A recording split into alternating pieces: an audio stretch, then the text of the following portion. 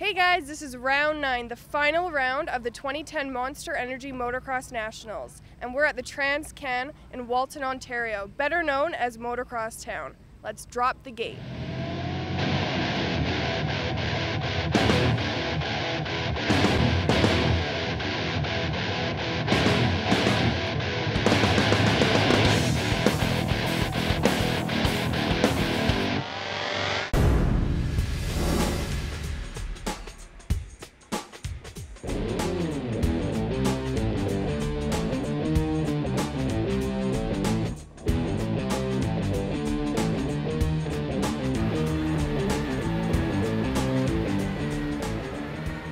What is your favorite movie? Oh man. Well, I've been watching Scarface the last couple nights, so I've got to say Scarface. I don't know, I have to say I'm a little bit of a geek and it's going to be Star Wars. All right. What is your favorite thing about Canadian racing? The fans. Spectators are awesome all across the country. Been doing the series for a long time and I've had a lot of fun, met a lot of great people, so it's got to be the best thing about it. I just love the atmosphere. It's so relaxed. It's so much fun. Just all the people, like, they seem like they're all excited about the same thing, like, just to watch. It's just a family. I mean, all the privateers travel together, and it's just fun every week. We do something different, go go-karting or just riding with everybody, I guess. Favorite band? 3 Days Grace. Rise Against. I was listening to them actually on the way here. We want to know what your favorite race of all time is.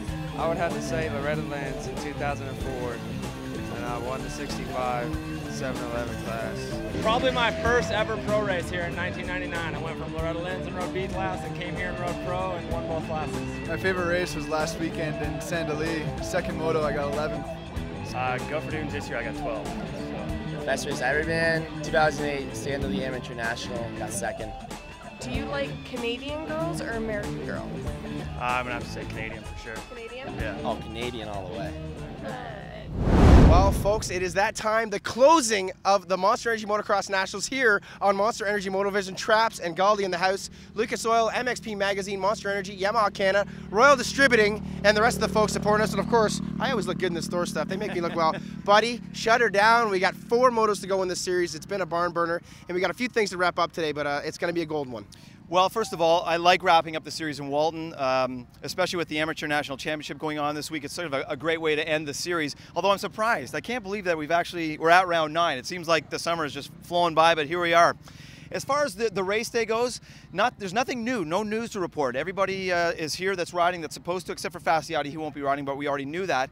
What is interesting, though, I think, is the track. The way that it's been tilled, again, Galdi, we're getting another one of those tracks where they were worried about the rain coming down, so they did not till it too deep. So what I think we're seeing on a Walton track, this is going to be a super fast Walton track. It's not going to get as ruddy as we have seen in the past, but certainly this season we haven't seen the giant ruts that we were thinking we were going to get here. In terms of qualifying in the MX1 class, Bobby Canary. He's had a couple of bad rounds, so he had the fastest qualifying time in MX1, and of course in MX2, it was none other than Tyler Medaglia, who's been just ripping up the track these last few rounds. And we also know that Dusty Cladd has wrapped up the MX1 title, so not much going on in there, except behind there's a lot of jockeying over some certain numbers, and hey, it's all just about bragging rights, basically, with other stuff, and then 20 points separating Tyler Medaglia and Teddy Mayer, so there's still a chance there for some drama to maybe happen, and of course, we're cutting a check today for $10,000 to the Max Cousteau shootout winner, and right now that is also Tyler Medaglia, so money being spent today, girls around, the sun isn't shining, but there's still going. It's going to be a crazy one. Let's go find Alex and Sonny because they're probably getting his shenanigans. This guy over here is always making them doing something weird. Thanks for joining us on Motovision. Last one here in Walton. Let's get started. Coming up, MX2 Moto 1. Take it, Travs. Okay, Traps and Galds in the impound after the first MX2 moto here at Walton, and it was a barn burner.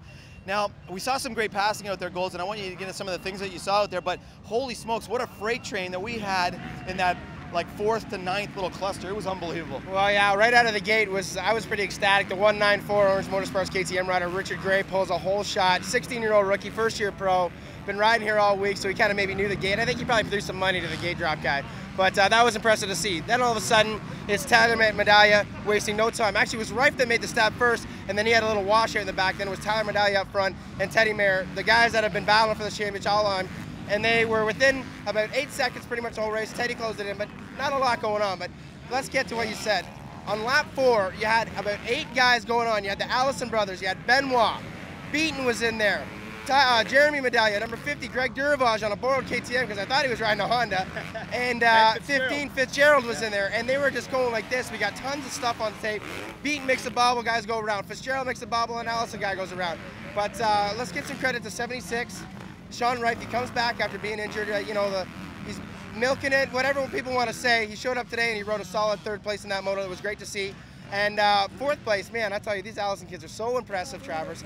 Jared, once again, getting a good start and holding it on all the way to the end with Jeremy Medallia 17 in tow. It was a great way to finish there for those guys. I like to watch it. But, I mean, let's talk about that battle up front again. I know you talked about that 8 seconds, but in the last few races, it seems that Mayer just can't seem to find a way around Medaglia. He's stabbing, looking, just can't seem to do it. And I don't want to blame it on the tracks because I don't think that's the case. No, I think it's just a bunch of different things. Maybe a couple sections when he gets close, it doesn't have an option to pass. Or the one spot there, he did get cut off by a lapper, lost a couple seconds. So it's just a couple different things. But you know what? Teddy's a racer, and he's going to fight, and he's going to get that, or he's going to try for that last moto win. And I think I can see a bit of frustration. You can almost feel a bit of frustration in his voice. And hey, buddy, you only got one more chance. So the time is now. But Tyler, buddy, you did a great job. He's got 23 points going into this last one, and that's his to lose.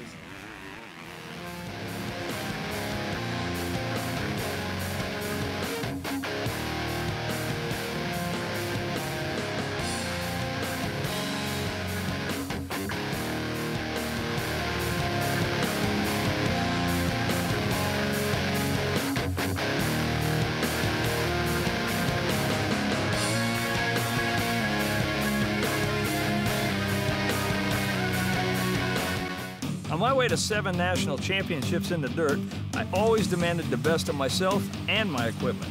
Still do today, out on the road with my buddies and our V-Twins. That's why I know we can count on Lucas High Performance Motorcycle Oil to keep our V-Twins running in top form. With Lucas Oil in my bike, it runs cooler, smoother, and quieter. Hey, that's kind of like me. Whatever. You guys got a problem with that? Proud sponsor of the Lucas Oil AMA Motocross Championship Series. I'm Cam Brownson, host of Angler and Hunter Television. On the way to the blind, it's on my Yamaha. I'm Dave Mercer, host of The Facts Efficient, and this is my Yamaha. I'm Jim Rogers, VP, VMAX Owners Association, and this is my Yamaha. What kind of Yamaha are you?